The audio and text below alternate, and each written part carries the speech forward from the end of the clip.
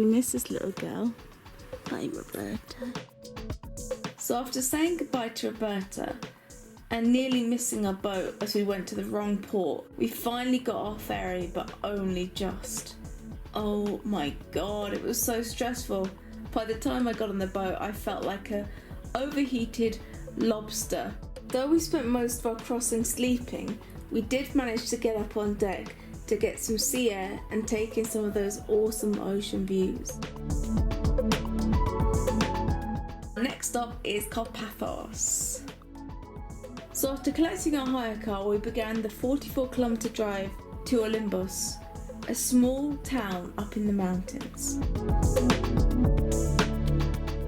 As we got further up the island, it got more and more mountainous and seemed to feel more remote. We climbed higher and higher with only some mountain goats for company.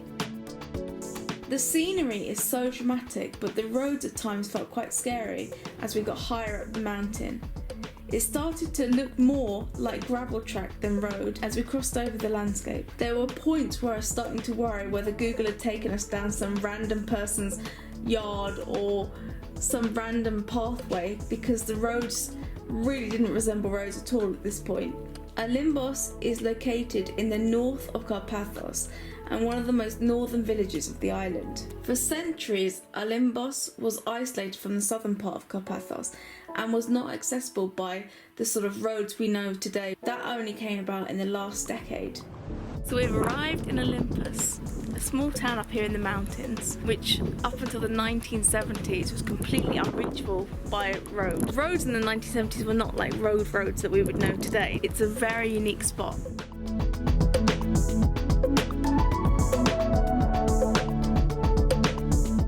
So this is a beautiful little place, really chilled house set up. That's the little area that I've been using to kind of look out. And then there's the living room down here.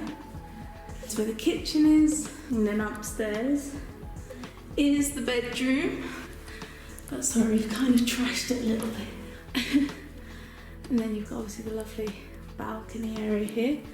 So at this point, I don't actually know what to do. We've got no food, it's self-catering. I knew that, but I thought there'd be some shops in the town, there isn't anything. And also the lady doesn't speak any English. So we're in a remote place, we've got no internet, we've got no food. So I've got no idea what you're going to say, either bearer of bad news. Are we living off of Pringles for the next couple of days? I can't find the person who introduced us into the house. Oh. All the doors are locked in this entire property. I'm hoping she's just out. I banged on the door, there's no response. I can't make any phone calls because there's no mobile signal here. So I'm a little bit struggling to be optimistic. This has really gone so wrong. I hate moaning about things like this because I don't want to sound ungrateful. I'm not ungrateful. I'm just really tired. And I didn't have any breakfast this morning. I had a chewy worm sweet and a donut because I thought we could eat here. I knew this was self-catering, but I thought the town is walkable, which it is, but there's nothing open. And I can't do that mountains drive again because it's getting dark and there's no cat signs here or anything. It's just sheer drops. And honestly, coming up here, I was freaking out a little bit because it's not just a stretch of mountain road. The entire island is mountain road. So we're just not gonna get to eat tonight. All we have is beer and Pringles. That's it. What the hell? Beer, but pizza flavored Pringles. Oh my God. Right now I just feel spent and tired. The view is pretty, but I feel whacked. For a long time, the only way to connect with the outside world and other villages within Karpathos was the port of Delphini. So you can imagine it was very isolated, and it still kind of has that vibe today. I'll be honest though, it is so worth the drive, and it is a really beautiful village in such a unique location. You are surrounded by mountains. It feels like another world. It feels like you're going back in time. I do say this a lot, but every time I say it, I find a place that takes me further back in time and really disconnects me from modern day life, and this village is the epitome of that.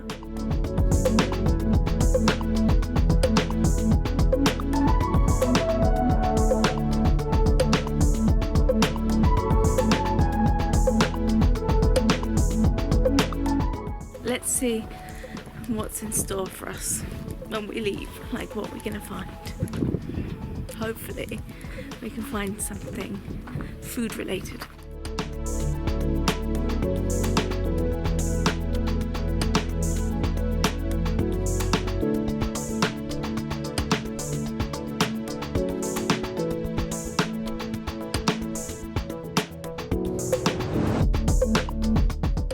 Everything here looks pretty closed.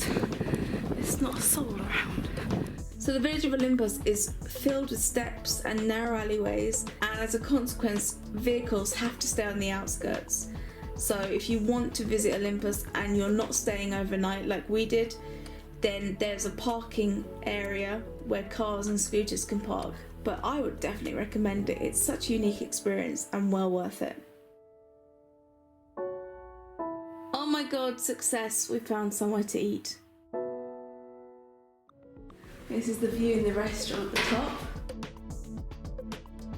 As you can see, we are the only people here, and he's gonna see if his wife can get some munch for us. Very, very friendly. I have to say, it's a really nice spot. I would recommend it. I'd recommend it for one night though. In season, maybe 2 nights. The sun's going down now. The end of a day.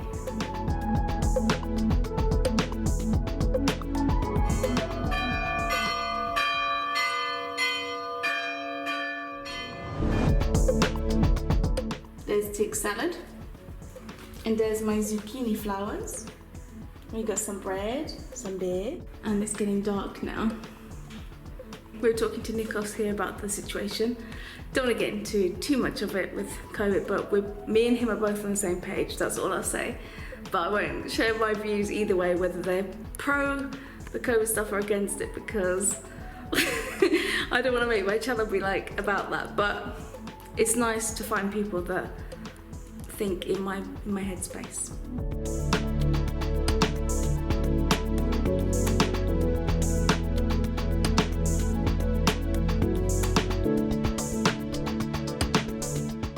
So from what Nikos said back there at the restaurant, normally it's flooded with tourists here. So we kind of have a unique experience of being here, because the only people that are here are locals at the moment, and us.